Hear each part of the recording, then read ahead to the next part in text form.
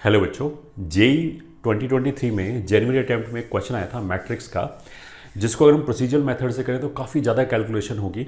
But अगर हम एक सिंपल ऑब्जर्वेशन लगाएं या फिर ट्रिक लगाएं तो ये बहुत जल्दी सॉल्व हो जाएगा। इवन कैलकुलेशन करने की भी जरूरत नहीं होगी, ओरली हम सॉल्व कर सकते हैं। तो इसके पीछे का थ्योरी क्या है, अगर हम एक्सिस को थीटा से टर्न करें, तो जैसे मान लिया ये एक्स एक्सिस हो गया, ये वाई एक्सिस हो गया, यहाँ पे कोई भी पॉइंट है एक x naught comma y naught. अब मान लिया हमने एक्सिस को थीटा से टर्न कर दिया से क्लॉकवाइज, ये एक्स न्यू हो गया, ये वाई न्यू हो गया। तो अगर हमने टर्न कर दिया ओरिजिन के अबाउट थीटा एंगल से रोटेट कर दिया, मतलब इसको ये एंगल थीटा है, तो फिर जो नए कोऑर्डिनेट्स हैं वो हम यहाँ से निकाल सकते हैं इस मैट्रिक्स के मल्टीप्लिकेशन से। ठीक है, तो अगर मैंने क्लॉकवाइज टर्न किया है तो यहाँ पे हम थीटा की जगह माइनस थीटा रखेंगे। मान लिया 30 डिग्री क्लॉकवाइज से टर्न किया है तो थीटा की जगह I will substitute minus 30 degree. तो जब एक्स नॉट वाई नॉट को इससे मल्टीप्लाई करेंगे तो हमारा एक्स न्यू आ जाएगा x naught cos plus y naught sine, ऐसे ही वाई न्यू हो जाएगा minus x naught sine plus y naught cos. ये वाली चीज वैसे हम कॉम्प्लेक्स नंबर से भी निकाल सकते हैं, e raise to pi iota theta से मल्टीप्लाई करके।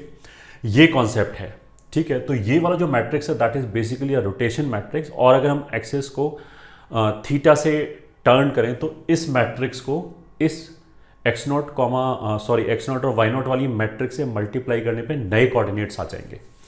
यही कॉन्सेप्ट को अगर हम इसमें लगाएं और मैं हाफ को अंदर ले जाऊं तो ये वाली जो मैट्रिक्स है वो बन जाएगी हाफ √3/2 माइनस √3/2 एंड हाफ।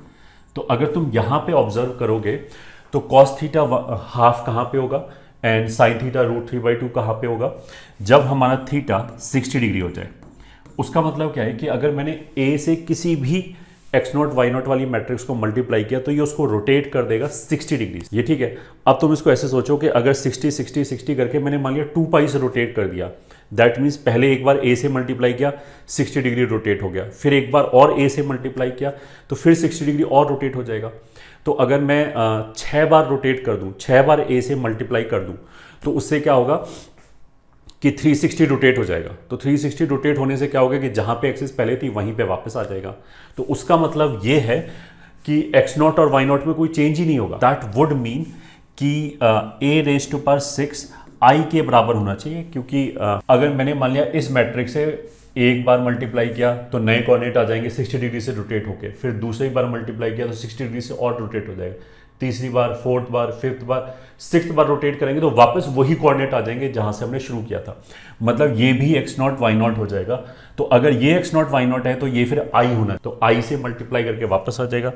उसका मतलब क्या है कि a⁻6 हमारा आई के बराबर होना चाहिए। अब हम इतना अगर मेरे को समझ में आया है, ये कॉन्सेप्ट अगर मेरे को क्लिक कर गया तो फिर इसको फिर हम 10 सेकंड में कर सकते हैं। a⁻6 बराबर आई का मतलब क्या है कि a⁻30 आई के बराबर हो जाएगा। a⁻25 को ले सकते हैं, a⁻24 मतलब a⁻6 वापस आई हो गया तो इट विल बी a।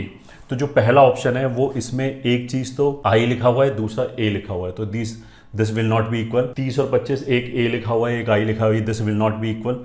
तो a⁻30 आई लिखा हुआ है वो इससे कैंसिल हो गया, a⁻25 a लिखा हुआ है तो वो इससे कैंसिल हो गया, तो third is the correct answer. ऐसे यहाँ पे एक आई हो जाएगा, वो तो कैंसिल हो गया, बट 2a बच जाएगा। तो इस हिसाब से 3 will be the required answer. तो I hope you like this concept. All the very best.